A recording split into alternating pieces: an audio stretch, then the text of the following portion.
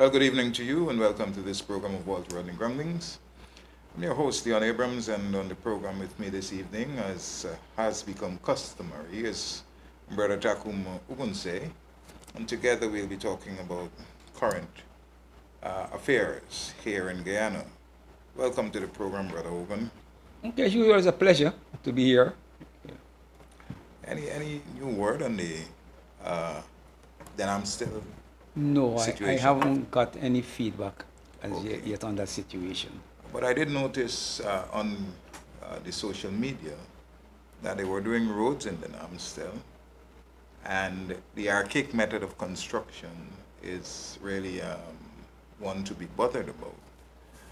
Actually, what the guys were doing, I don't know if there was any compacting or any such thing, but the footage that was shown on social media had men with barrels of tar, and instead of them the machine, they're taking cups and just throwing it across the surface of the area to be laid with bitumen and so on. I don't know how is it that contractors who in this modern age do not have the necessary equipment to do this kind of work are getting contracts. But what will happen to the road when it's done like that? What is the durability of the surface to the traffic that would have to traverse there? And I mean, it's appalling. It's really disgusting because it's the taxpayers' money, our monies that are being used in that way. And in fact, in many of the discourses, you're hearing that a lot of the shoddy work is deliberately done simply because they know that the money is there. And when they do the work like that, when it deteriorates within a year or within a few months, that they're called again and they're given contracts to continue to do the same thing all over again. So how does this question of accountability arise, and how does it come in to play in relation to what is happening all I, across Guyana? I think we have to continue to expose it, but ultimately, it's not going to change until there's a decisive response from the wider population or there's a change in administration. Because remember, this is not incidental behavior. This is not just incompetence. This is deliberate approach on these matters. So it makes it much more difficult than if something is a result of incompetence. But when something has the collusion of the rulers to produce these substandard work in order to rip off the state and probably filter back money to the party and to the various agencies and supporters on the ground, you're dealing there with an entrenched problem.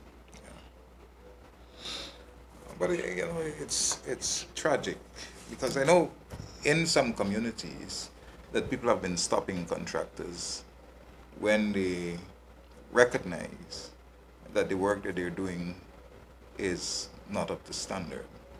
And for instance, they did a boxing sideline, and the shoulders are left just there. They haven't done any work on the shoulders to bring it back in line with the concrete that they would have put down there. And so, if the rain falls, you will have a lot of runoff, and then where the parapet should be, that will eventually end up in the canal. I don't know whether they're going to go back to do it, but it's the kind of thing that is happening too often. And the minister speaks, he talks, he seems to come with a hard line, but after the line, you're given an extension of 10 months, 6 months. And look at the cemetery road. project. They've now given, I think, March or April or May sometime for the completion of that. And that project has been going on for so long. But it's a tragedy because we are the ones who are being affected by this kind of wanton waste of the resources that we have. And that brings us to the major issue, the burning issue, the teacher strike. We spoke about people taking action in their own interest. What are your thoughts in relation to the action being taken by the Guyana Teachers Union? Well, I was heartened, by the fact that the teachers made good the threat, because too often, workers in the government sector are intimidated by just the thoughts of the government reaction. Even before they try something, they allow themselves to be intimidated and they paralyze themselves into inaction.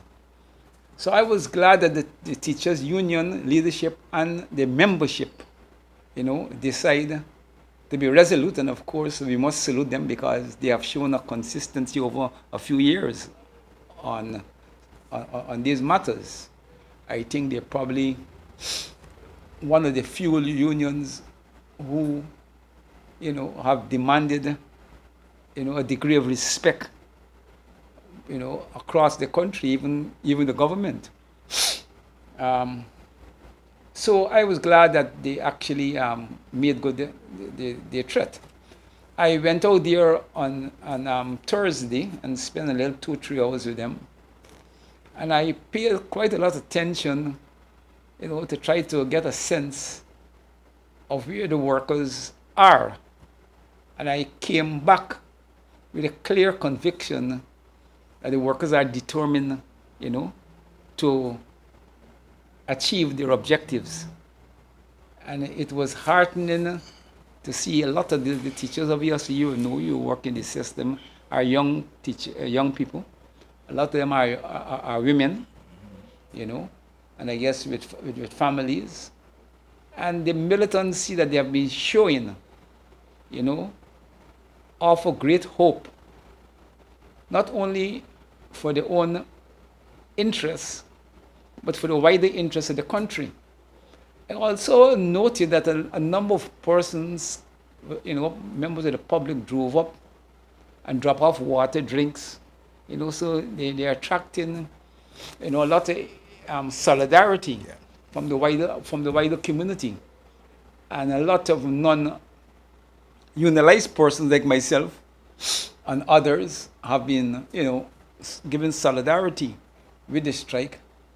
And I know the teachers have been saying they're hopeful that more parents would, join the picket line, to help make the point. But I think the first week of the strike, went extremely well for the workers. They've demonstrated that they're not intimidated by Jagdeo and Ali. Even Ali had to resort to a more reconciliatory tone in Berbice. In Berbice, faced with the fact that in Essequibo and elsewhere, a significant number of Indian Guyanese teachers, came out and joined the strike. I hear he said somewhere he didn't too concerned because at the end of the day, when the elections come, they can vote for the PPP. But what is important is that they have broke ranks with the government and they have shown them solidarity with their fellow workers and themselves. And they have defined their interests in a way that workers ought to define their interests, And we have not had this kind of response. For a long time. Because I've been involved in strikes with the Guyana Teachers Union, and that was always one of our concerns, that, the East Indian teachers in the main did not support strike when the PPP was on and are in government.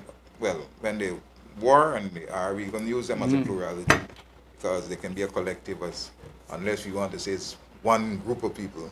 But I think within their ranks, there is some fragmentation also, that they are not united in terms of the treatment that the workers are receiving. And so I'm going to use them as a plurality, that the PPP are, in power. And that's how you use collective nouns anyway, as a unit.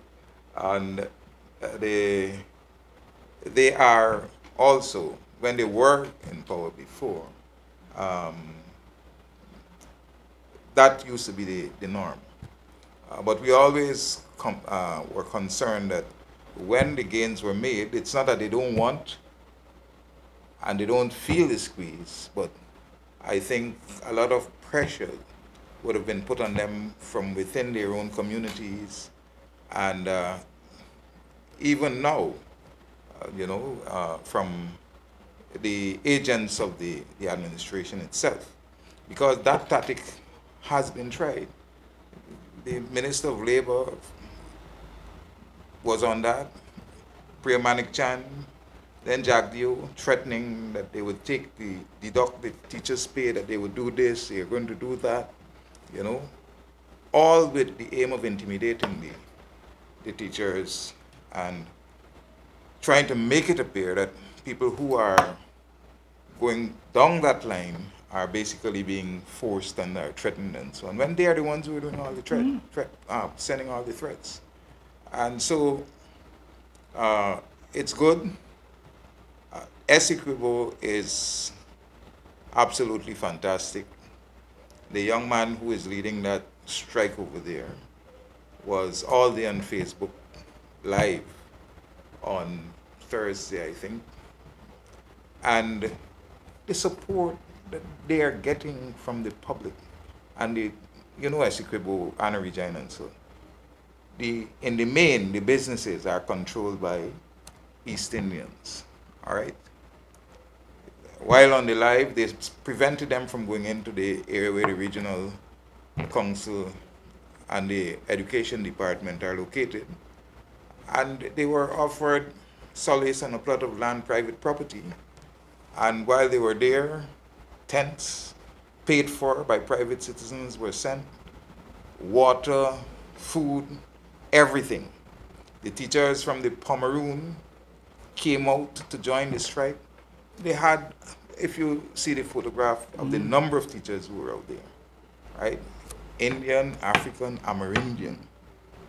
So when Jagdeo is talking his nonsense and Ali, they have to understand that, like the young man himself said, that they have gone past that period when they could have gone to the Indian community and tell them, don't follow them black people and so on. In essence, as we say, that we are concerned about our own survival as individuals and as a part of this teaching fraternity. And so when we are striking here, it's nothing political. It's a matter of survival and bread and butter. How does that fit in with what Jagdeo and continues to mouth about political and Well, the strike being illegal and all this nonsense? you see, you got to face reality. There are some tools that the government has. There's some tools the dictators have at their disposal. And then remember, once the PPP has arrived, and on this particular case, they have arrived at a point where they have decided to be hostile to the interests of the working people.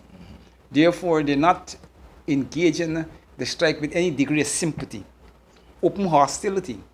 Now, once they take up that political stance, they're not going to spread a narrative that seeks to objectively present the strike as a legitimate strike. They will raise up the bogeymen, political, illegal, race, because those are the things that they know will have some amount of traction among the Indian Chinese community. But as you said, and as the evidence is showing, that faced with this current strike, people are rising above those limitations, which is good. I think one of the problems the government will continue to have, you can't just pass a million, a billion, a trillion, about 1 trillion, but over $1 trillion budget, and then turn to teachers or public servants or workers in general and tell them you ain't got money. I mean, there's I pass to the highest, and I think that is what is mitigating against them, because you're pushing people's intelligence too far, and you asking people to say to themselves, we are a pack of jackasses. Yeah. We don't understand what's going on. So whatever you tell we gonna believe. And people have arrived at a point in face to this massive expenditure spending by the government to hear that they ain't got money. I mean, your collective decency will force you to say, no, man, I gotta stand up here and fight back, and this is what happened to them. But I'm a bit, because Jack Dew on the social media also, they have him and the president, Irfan Ali, when they were in parliament during the APNU period. And Irfan Ali is there shouting down, what about the teachers? What about the soldiers? What about the public servants? What about these people? You have no consideration. And he was carrying on. And then Jack Dew, in his presentation, made a point that he's happy that the APNU has gone back to collective bargaining. And he's hoping that the Trade Union Congress and the PSU, Public Service Union, will demand nothing less than 50% increase for the workers. They are giving people 6.5%. And the foolish man, Jack Dew, is trying to justify his, shouting in parliament about 50% by saying since some eons of years, he's adding up all the 5% into him and saying that teachers have been given more than 50%. What kind of logic is that? Well, it's Jack Dew logic. Jack Dew logic. Now, you got to understand, as far as Jack Dew and I'm concerned, they're playing politics. You see, when you're in opposition, you take a certain position, you got to oppose, therefore you oppose. But when you go back, when you're in government, okay, you behave differently. And that is the problem you have here. And because we're not living in a country where the electorate basically deal with politicians based upon policies and position, they get away with it. You see, if it was a country where when you remind voters about that behavior, when the APM was in power, in a normal country, they will have to pay a price for it. People will say, look, we can't vote for them the next time.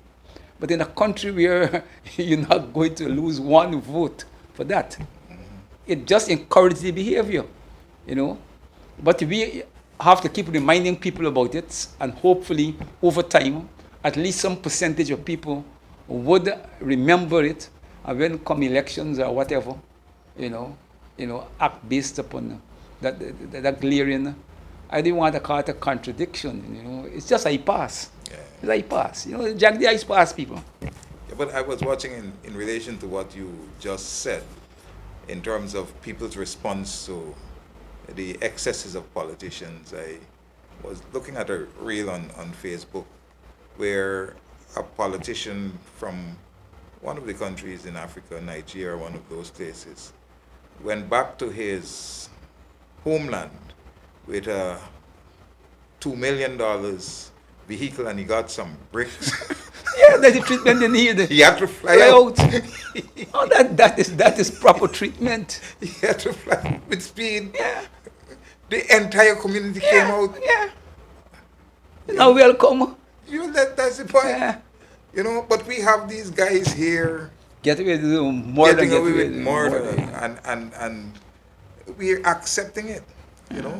Now, the the government, they publish the salary scales for teachers. People are decrying the fact that Priya Manik Chand and the whoever are responsible post the teachers' salaries on the in the public. But I don't have a problem with that, because what they're trying to suggest is that the salaries that they've given teachers, that these are adequate. Now, before I see anything more, what do you think, first of all, about them trying to, you know, gain points by publishing? And they've only published the Top salaries, tier. yeah, the top tier. You know. Well, how to put it? They will always do that because remember they're trying to make their own case. They want to look good, and they want to discredit the union, so they will manipulate, the data, and they will produce data that strengthens, or at least they feel will strengthen their narrative.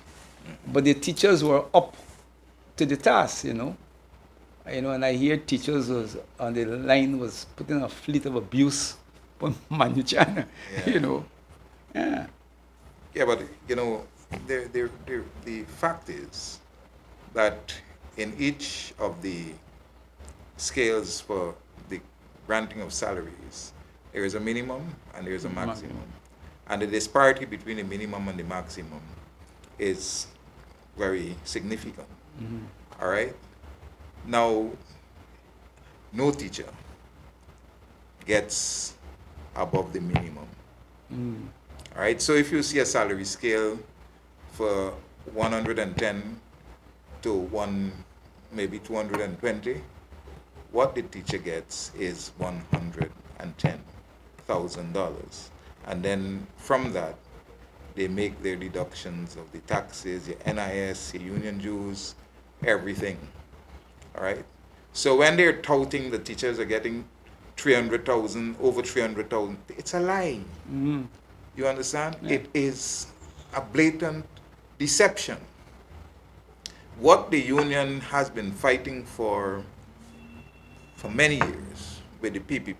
So just to make sure the viewers understand, they fix a salary scale saying from 120 Yeah, to based upon the 240 grade. as a Yeah. scale. Right. But in actuality, Depending on the level of what grade of teacher you yeah, are. but actuality, very few teachers No- get, or none at all. nobody But gets at all, it. they get the top, Nobody gets the it. maximum. Nobody gets it. Yeah, yeah. You don't even get half. Okay, What you get is the minimum. yeah.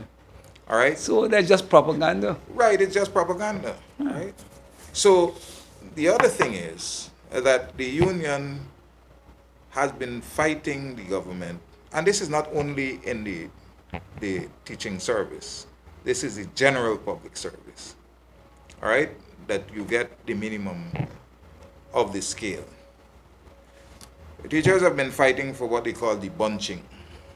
Now, the bunching simply means that, okay, a teacher has been in a senior position he's been teaching for 20 years, he's in a senior position for 5, 10 years.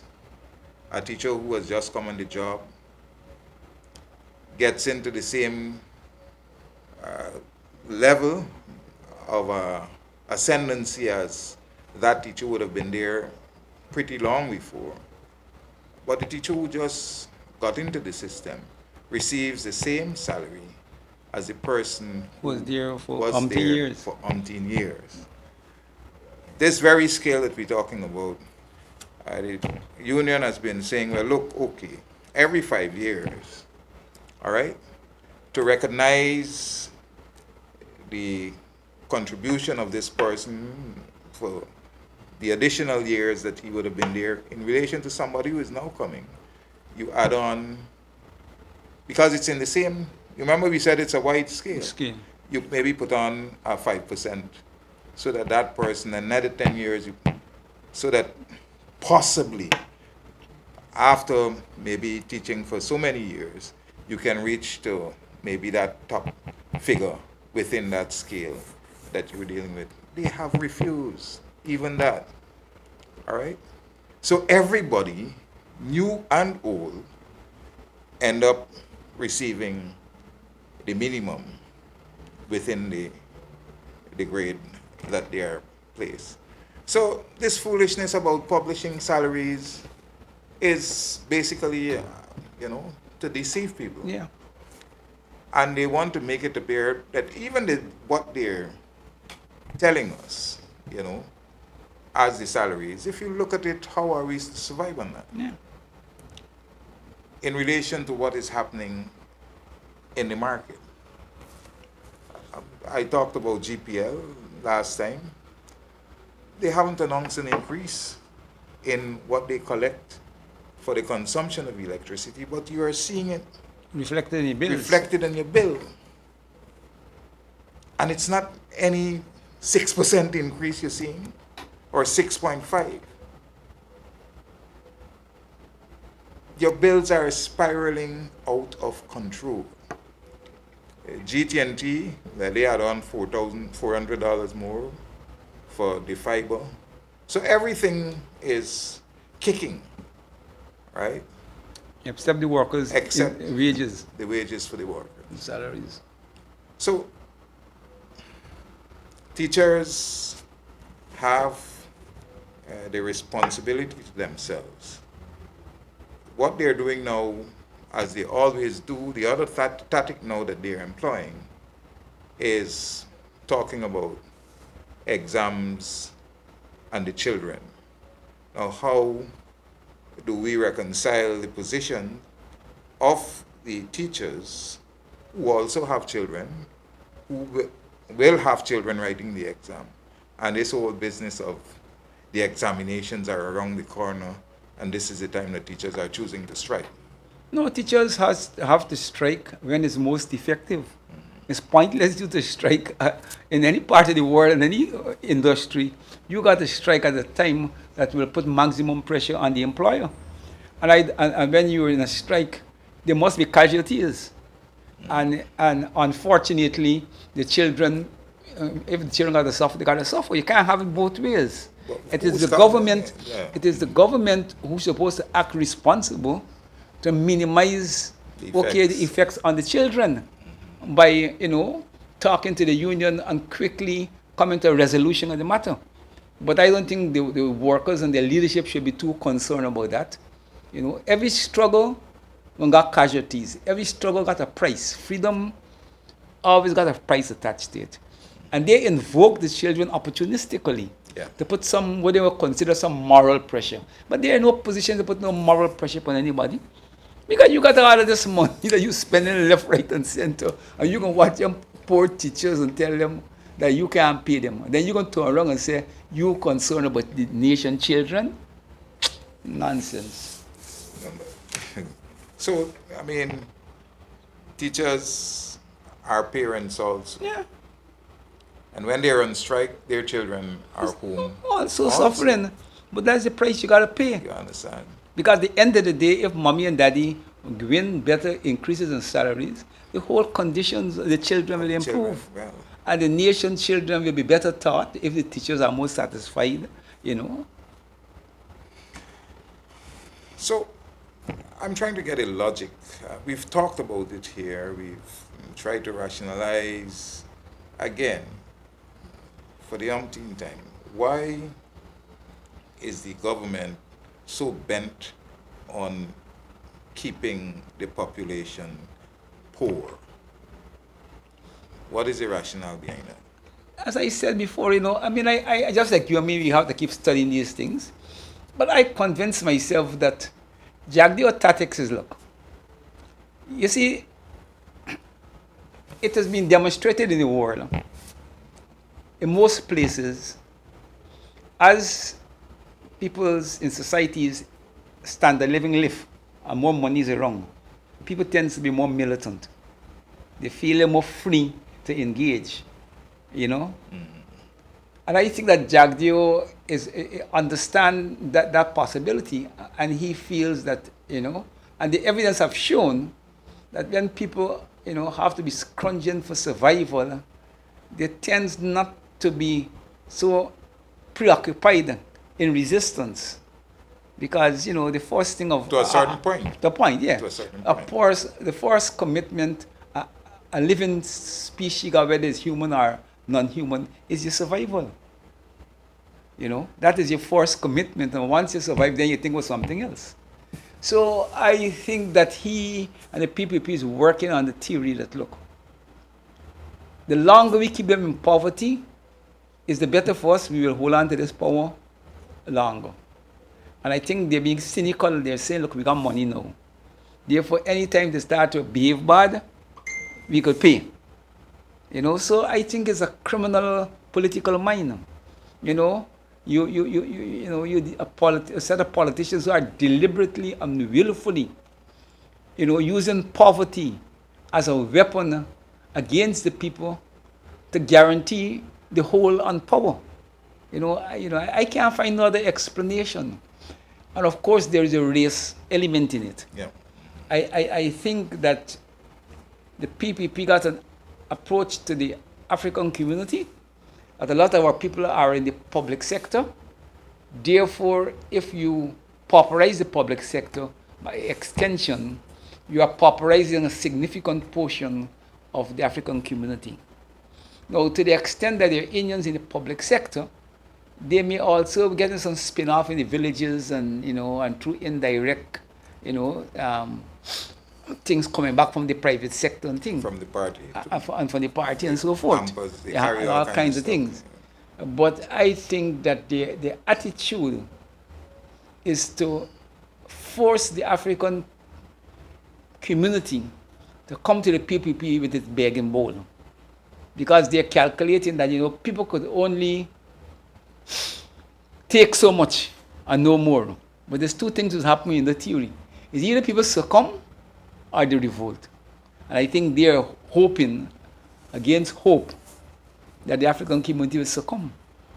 But we have to make sure that that don't happen. Mm-hmm. That don't happen. Yeah, but do we have a middle class in Guyana? I want to ask that question because the teacher, the teaching fraternity, the doctors, the lawyers, public servants, senior public servants in the main would have made up that. Yeah, not in the traditional sense. Not what it used to be, just coming out of the colonial period and so. We have elements, but I don't think we have a sufficient group of them acting as a class. Acting as a class. So they have eroded that. Yeah, they have eroded that. Erased. So it's just rich and poor. And poor. Rich and poor. I won't think. I mean, a lot of them middle class. Well, so-called people think that they're middle class. I don't like to be here to tell them that no, they're middle class. They get offended, Okay. But the truth is, it's rich and poor. It's rich and poor. And the government is reinforcing that situation, that status. Yeah, that distinction. By the way they are distributing the resources of the country. They are trying to, in a racial way, and whenever they are quick to accuse people of race. But every policy that they implement, they're building 5 hospitals, they're building others. The truth about racists is the racists always accuse everybody else of racism except Buxton themselves. has a health center there since before the APNU came in, since 1992 onwards, through the Regional Democratic Council. The center was rehabilitated. It was one flat building. The people from Buxton who were overseas and so on decided that because they spoke to the PPP over and over, trying to get them to upgrade that facility, they refused. They pooled their monies, were able to put another flat, all right? And for years, even though the people had done that, it was just shut. Nothing was happening up there. It was only after the APNU got into power that they began to utilize that top of the building, the the public health workers and so on are up there. But that the extension to that facility had to come from Buxtonians who were concerned about the fact that there was a space in the yard and everything for the development, the extension. The PPP never, they never, it's the same thing with the markets, Pleasance, Buxton, BV, check all those markets. Well, the people in the march is so clear. Yeah. It's clear. I mean, you just got to drive through this country and all the East Coast villages, and you will see how the PPP, what the PPP governance is all about. There's nobody in real conscience could deny it. And I even think the people now would deny it. And I think if there's an objective investigation come from United Nations to, investigate since the PPP came to power in 2020 to the present, that the overwhelming evidence will demonstrate the one-sided apartheid-like behavior of the government. Their behavior becomes so ridiculous that they have no cover anymore for it. They have no cover for it. It's so obvious, It's so obvious. And their logic is clear. To return to power is the Indian community for them. Mm-hmm. And therefore, we have to make sure we do everything in our powers, to please the community. Of course, the Indian masses will not get much as the Indian, rich and powerful, but at least keep them comfortable enough that when election time comes, we appeal to the racial emotions, and we could point to, things you do in your villages, you all these roads, you got no bad road, you got no this and that, and hope that would be sufficient to allow Indians to vote for them. And I must admit, I can't say in good conscience that it has proven over the years to be approach that works.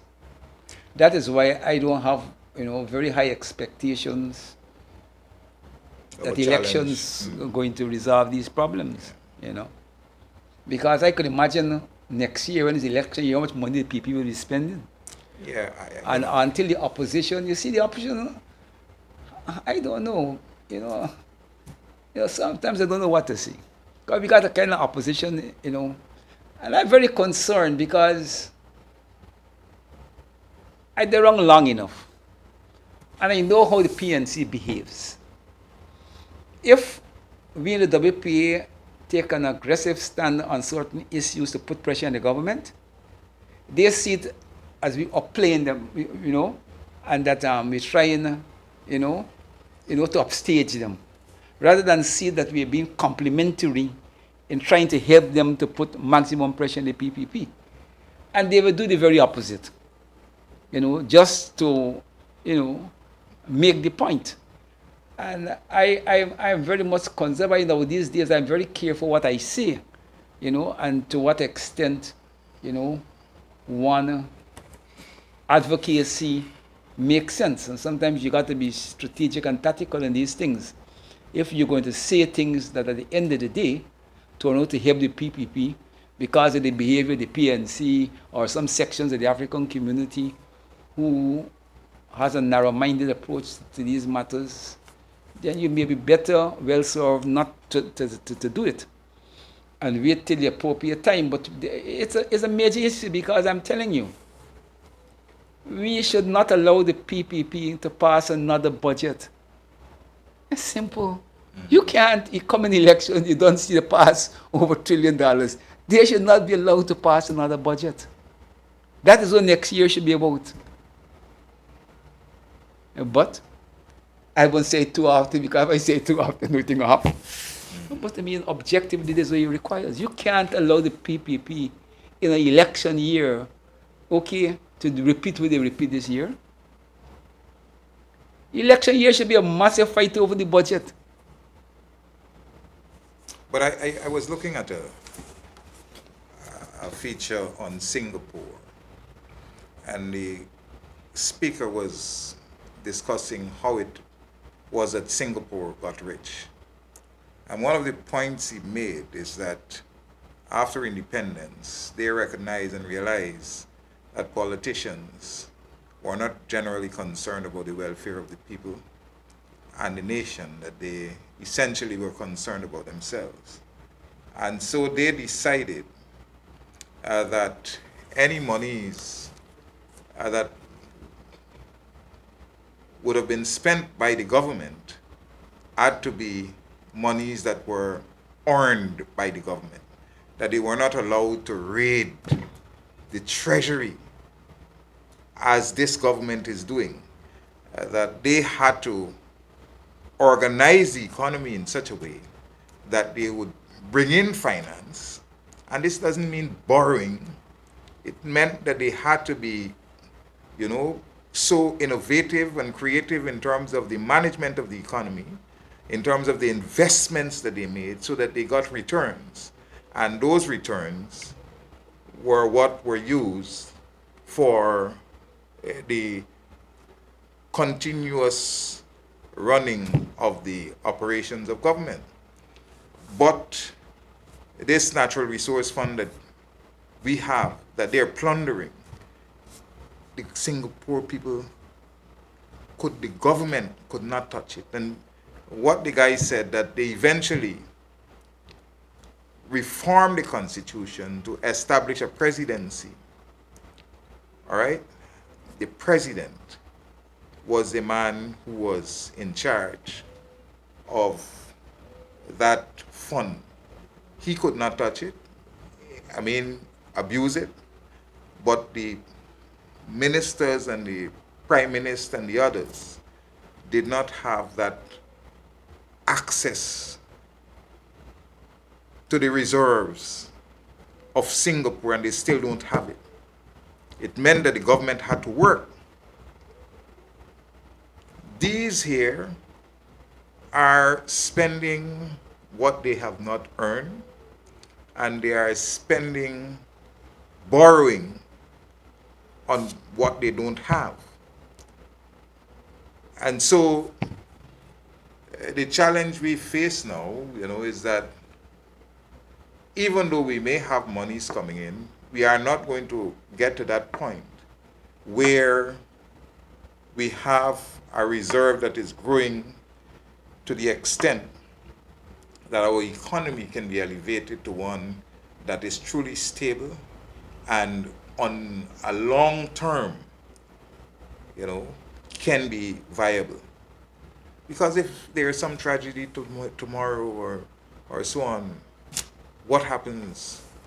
We are still in debt because of the current borrowing and because of the fact that they are squandering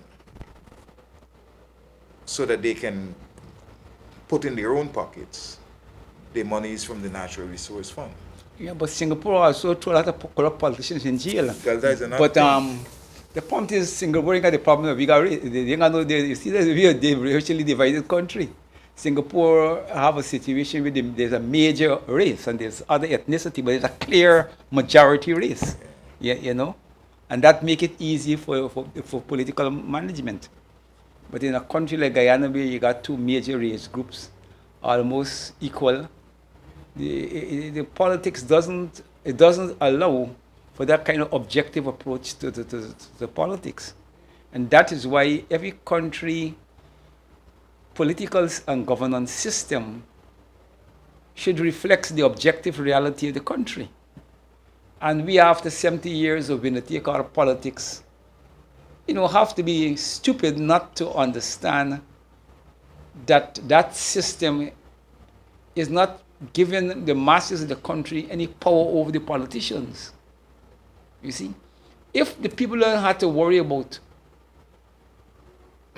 if my party lose, I get excluded. Politicians can't do the doing and get away with it. People now could concentrate on behaving like normal people because they know that the governance system doesn't exclude them. And therefore, the fundamental interest is always protected in the governance system. So now they could change even leaders. If their leaders behave bad, they're free to change them because they know there's no negative consequences on them as a community. Because whoever they decide to elect okay, as their representatives, inherit the same thing with the Constitution say. You see, and that is why, the test with both the PNC, the PPP, will be the constitutional reform process which is coming up to see how far they want to push this thing. And I think that, the country could only benefit from constitutional reform at this historical juncture unless it ends the winner-take-all politics. Any little tinkering with the Constitution and those things, we have seen what happened in the past. You could do whatever you like.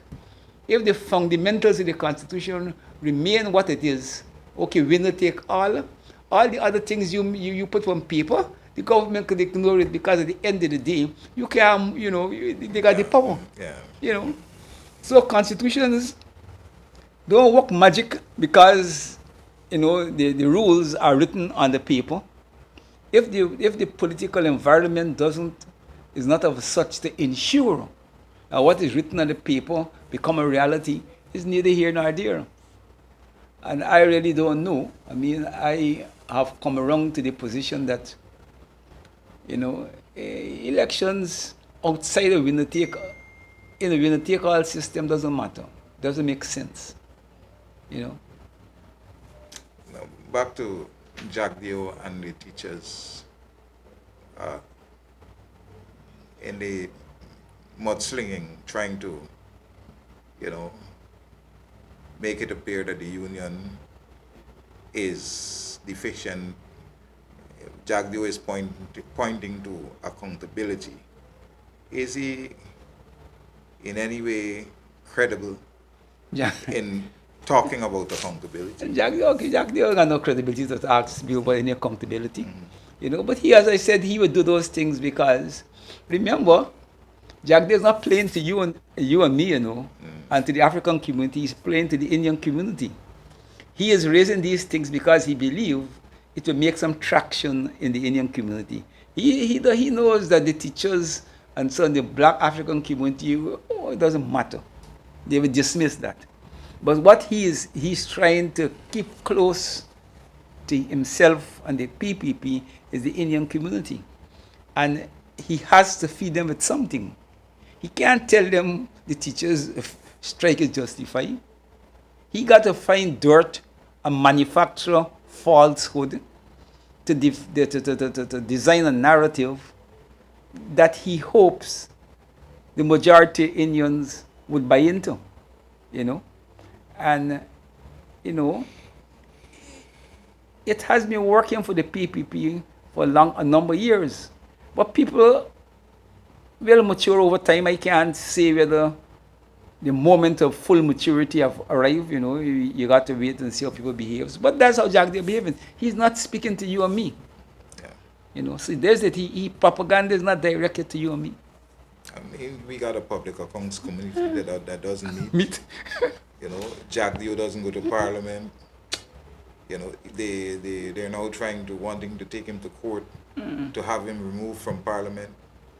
So nobody can question him about, his conduct and so on. In the National Assembly where that should take place, he has so many things under his belt that the fiber, optic cable from Brazil, the Skeldon modernization plant, the Malia Falls. What is this man talking about? Who is he to question credibility and accountability? Sometimes, I try to study this thing very carefully. And I think sometimes we play into Jack Dio's politics. Mm-hmm. Our responses helps Jack Dio to present to the country and the world that we're in a normal political situation where a government, state positions, the opposition respond, and there's an argument about policies and things. Look, man, we reach a point with Jack Dio is that Jack Dio is a dictator. We want no argument with you, okay? And we fighting you. You see, it suits Jack Dio to be in government, suppressing people, but create the notion And there's normal politics going on in Guyana. What are you saying this? The opposition is saying this. We only got a little disagreement here and disagreement there. The time for the done with Jack Dio, man. I think Guyanese got to come to mind. Look, Jack Dio, we know you about. Okay? And we want to hear from you. You see, that's how you got to deal with Jack Dio. Don't play the opposition playing the game, Jack Dio game. I mean, when people got power, they could play the game. But I think the opposition is making a mistake of giving normalcy to a normal political situation. This is not a normal political situation, and the opposition be responding and gives a normal position. You got the public accounts committee, the government spending all this money. They're saying to hell about parliament and to hell about you, and then you trying to argue with them. I want to go to, because this is on social media also. In responding to Priya's publishing of the teachers' salaries, on Facebook, there are figures that are allegedly the salaries being received by Priya and the other benefits. And it says that she gets $1.07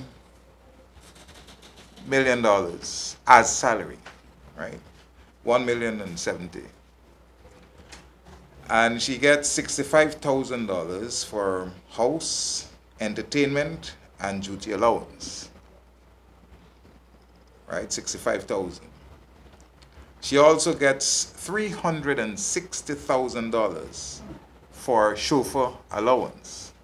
Now, no teacher gets that, $360,000. And the lower tier of teachers, that is about 3-4 times their salary. And she gets that for chauffeur, $360,000. She gets $50,000 for electricity allowance. She gets $161,000 for maid allowance. She gets $12,500 for internet allowance, and she gets $80,000 for gardener allowance. And in total, the figures add up to $1.8 million for monthly salary. And this is what Facebook has. Just as they have put teacher, and this is not a scale. This is actual monies that they're alleging that she's receiving. Now, if these figures, if you look at them, what comes to your mind? Now, if the figures are accurate, and I am almost certain they'll be very close to accuracy, if not fully accurate. You know, I mean, the government minister working for salary of $1 million plus. I mean, then you're watching at teachers and public servants who working in basically over $150,000, you know, at the average. I mean, you got to be unconscionable, man. You're unconscionable. Yeah, but they show You for know? allowance of $360,000. You know? Yeah, but the chauffeur can get the money. They were Chauffeur saying- can get $360,000 a month. They go in there to the minister's pocket. He probably may get $95,000 a month. You know, so these are criminals. You know, these are criminals. Jago must be turning in the grave. You know, to see his handiwork. Yeah, You know. But it's good that the teachers are doing the homework and they are exposing these things on social media. I mean, the minister should, you know, the PPP as a whole, all of them should, you know, hold their head in shame. But we're dealing with a shameless, shameless bunch. And this bunch would only come to political normalcy under maximum pressure. You see, there's a point where the power have got them into a zone of craziness. They lose the rationality. Okay. But until you force them in a situation where they can realize those shoots, you know, this is what we face with. And then they're going to say, oh, you know, and that's the answer to them. You know, you can't reason with these people, you know, and expect logic and reasonableness will lead to change in behavior. No. This past that. And that oil money, money have created a set of parasitic rulers and politicians in the PPP who can see nothing else about having their hands under our money and continue to have their hands under our money. You know, we have to make sure that we remove the hands from the money. And I think as the example that you cite in Nigeria, where Yeah. you know when they visit communities, people should allow them, Yeah, let them know chase how them. they feel, chase them out. You know, stone them if you got stone them. You know, because you know you have to, a society got to find a way of saying to the rulers, man, enough is enough. Enough is enough. You know, and we have reached a point. You know, enough is enough. You know, we can't behave like if we're in normal politics and we're trying to make a system work that is not designed to work, and those who control the system don't intend for it to work, and then we trying as politicians and opposition to try to make the system work with them. We got to break up the system, Yeah. and then we got to reconfigure the system. Yeah, I mean, look, there on Travis, the nightly news, HGP, you had a teacher from Paramakatoy who left all the way in Region 8 to come to Georgetown to protest. And she's decrying the conditions because Paramakatoy, many of the teachers who are there are not actually from Paramakatoy itself, right? They come from either Hillfoot or they come from other communities around, in Region 8, and they are put up at the dorms. The students themselves they normally walk. If they're coming from Adia, they're going to get a plane ride. But from Monkey Mountain and those other areas, K2 and so on, where K2 has a secondary school now, they walk and they are housed at the school there. All right, and they've had issues. The children have to go into the forest to cut wood, to take to the kitchen for them meals to be prepared. I went there one year. I was staying at the hotel, and I decided to go with these kids. They said, let me go. They're going to fetch wood. I said, I'm go with them, to see what the jungle is like. And I put 2 logs on my shoulder. No. Then you reach there, you're hard to know. If it's war, they can't put your shoulders. I nearly get black out. And these children got to do this thing. Yeah, they got to go cut it and fetch it, right? And up to the other day, they were still complaining about that, all right? The dorms where the teachers have to stay there, it's deplorable. And that teacher came out and she was talking about it. So when Jack Dio is saying that 70% of the teachers are on the job, I don't know where He numbers. we got a figure from. Even if 70% are on the job, what is happening in the schools? Schools closed down. Now, this is the important thing about strike action. You bring the workplace, the production to stand still. And once that happen, whether it's 70% supporting the strike or 70% or 30%, doesn't matter. The fact is that the objective achieve, right, the system closed down. The system is down. Right? And we got to give kudos to the parents because many of them are not sending their children to school. That's quite right. So this argument about children going to suffer, because the kind of support that teachers are receiving is overwhelming, right? It's massive.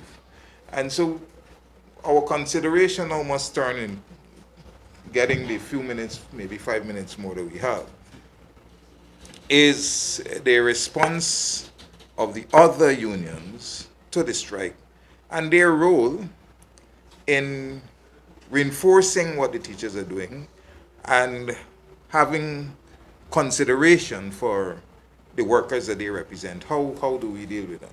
No, I mean, as a political person, I really don't want to tell trade unions how to behave because, this is a funny place. They ought to know what they ought to do.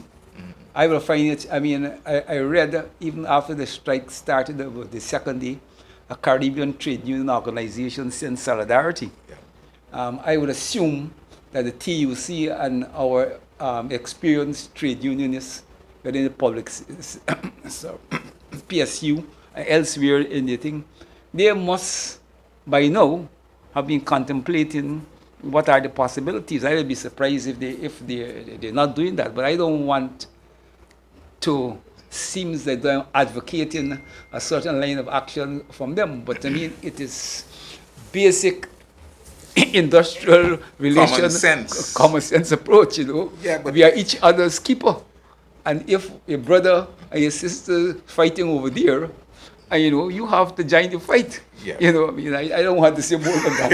I end up saying what I don't want to say. I don't know. They could say I wouldn't seriously. No, they should take Ali on board as he was in Parliament. What about the teachers? Well, the teachers are striking. What about the public servants? The public servants aren't striking yet. Well, we hope that they're going. I hope in that they will. What about the soldiers? What about the policemen? What about all these people? You close the working class and you just said you retire. I ain't got a lot of history of working for them. So these are not my words. This is what Air Finale said in Parliament. Yeah. So the union should be responding to that. I hope they're working out. I hope because look, man, all peace-loving people and progressive people have to guarantee and ensure that the teachers come out with a victory. Mm-hmm. Nothing less. This because only if one they fail, you're in trouble. Yeah, we're in trouble. Also, to me, it's clear. But I don't want to politicize the thing yet. Yeah, politicize nothing. But it's clear. We have to ensure, that we do whatever we could to ensure that there's one outcome, which is victory for the teachers. Okay. No other thing is acceptable. But you see, the thing is, the victory for the teacher has to be victory for the nurses, for the policemen, the soldiers, and there's another matter for the soldiers. All right.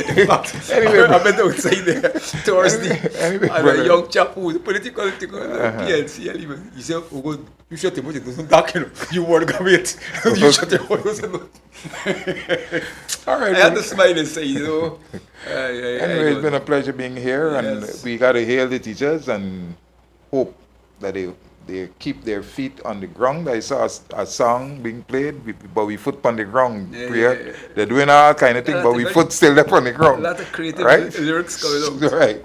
So let them keep their feet on the ground because victory has to be theirs. To the people watching, I want to thank you for being with us, and look forward to being with you next week, same time, same place. Stick around for Brother Jonathan Adams. He'll be here with you as soon as we leave. So the discussion, progressive thoughts and ideas will continue to flow. Do have a good night.